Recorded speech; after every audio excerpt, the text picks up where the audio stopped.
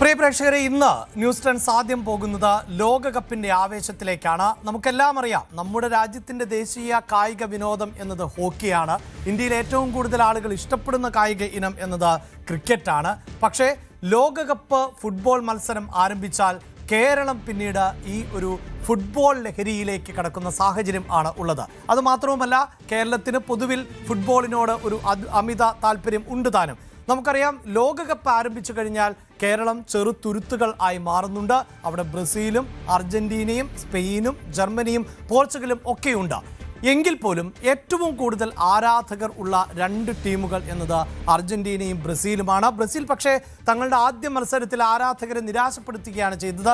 അതുകൊണ്ട് തന്നെ ഇന്നത്തെ ദിവസം എന്നത് ബ്രസീൽ ആരാധകരെ സംബന്ധിച്ചിടത്തോളം ഏറെ നിർണായകമാകുന്ന പ്രതീക്ഷയുടെ ദിനമായിരുന്നു.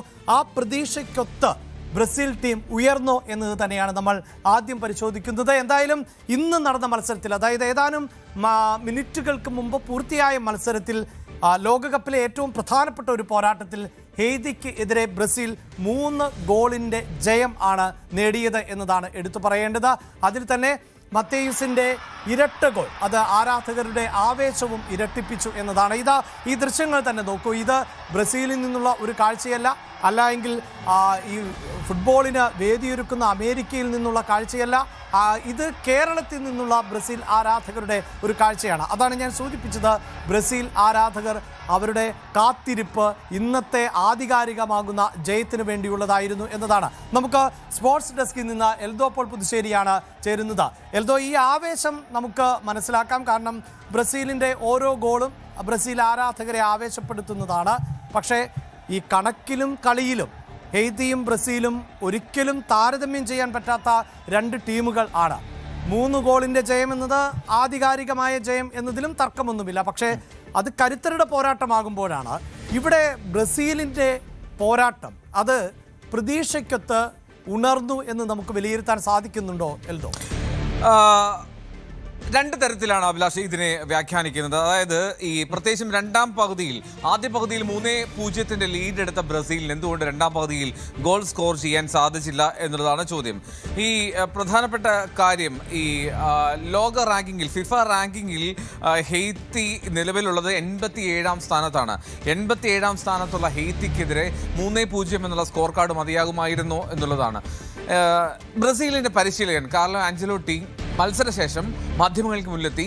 അപ്പോൾ അദ്ദേഹം പറഞ്ഞ ഒരു കാര്യം, മാച്ച് വാസ് ഗുഡ് പക്ഷേ എന്നൊരു കാര്യം അദ്ദേഹം പറഞ്ഞു. അതായത് പ്രധാനമായും ഈ രണ്ടാമത്തെ പകുതിയിൽ ടീം ഒന്ന് ഡീസിലറേറ്റ് ചെയ്യുക, അതായത് ഒരു വേഗം കുറയ്ക്കുക, എനർജി പരമാവധി ചെലവാക്കാതെ ഇരിക്കുക.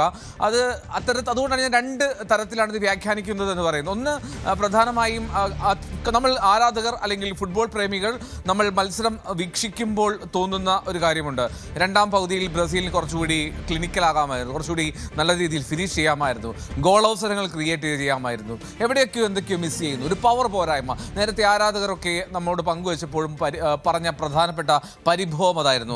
ബ്രസീലിന് ചില പോരായ്മകളുണ്ട്, പവർ കുറഞ്ഞു, ഇങ്ങനെയൊക്കെ. പക്ഷേ അവിടെ ആ പവർ കുറവ് അത് ബോധപൂർവം വരുത്തി എന്നുള്ള ഒരു വ്യാഖ്യാനമായി തന്നെ അതിനെ കണക്കാക്കണം. കാരണം കൂടുതൽ എനർജി ചെലവാക്കി മത്സരം എന്താണെങ്കിലും ജയിക്കുമെന്നുറപ്പാണ്. അപ്പോൾ അധികം എനർജി പാഴാക്കണ്ട, അധികം ഊർജം കളയണ്ട എന്നുള്ള തരത്തിൽ ബ്രസീൽ ആ മത്സരത്തിൻ്റെ പേസ് കുറച്ചു, സ്ലോ ഡൗൺ ചെയ്തു, മത്സരം വേഗത കുറച്ചു എന്നൊക്കെയാണ് കരുതേണ്ടത്. പക്ഷേ അപ്പോഴും കോച്ച് പറയുന്ന വാക്കുകളിലാണ് ഞാൻ കൂടുതൽ അതിൽ ആണ് കൂടുതൽ നിരീക്ഷണം നടത്തേണ്ടത്. കാരണം കോച്ച് പറയുന്നു ചില മേഖലകൾ ഇനിയും പരിഹരിക്കപ്പെടേണ്ടതുണ്ട്.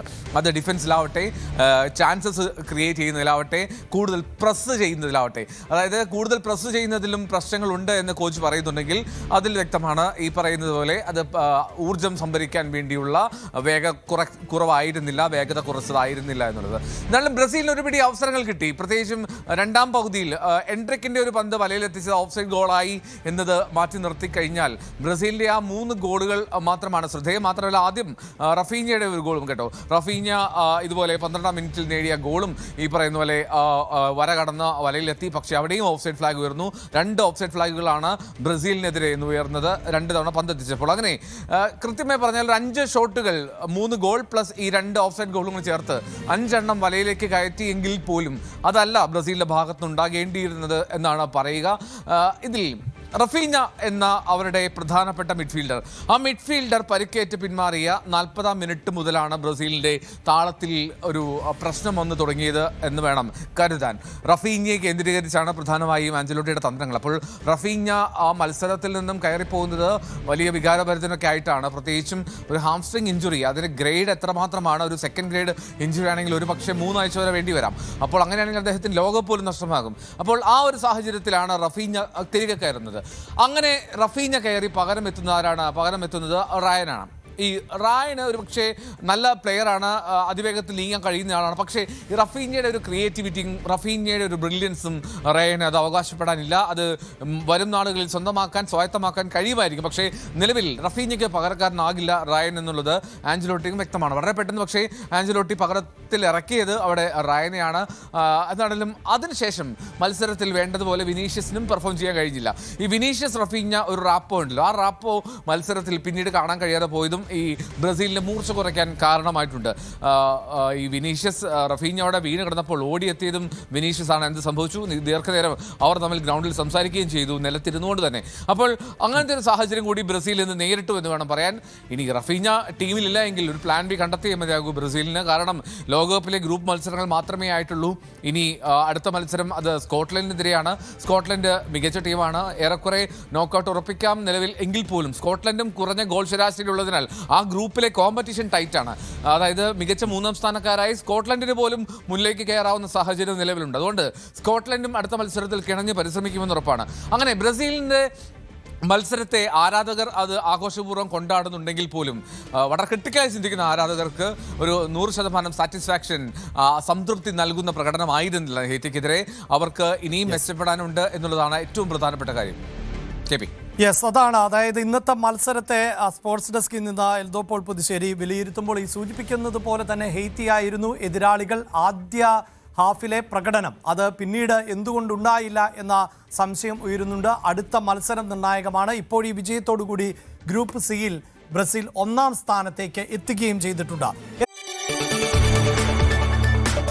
കൂടുതൽ വാർത്തകൾക്ക് News 18 Keralam YouTube channel subscribe ചെയ്യുക.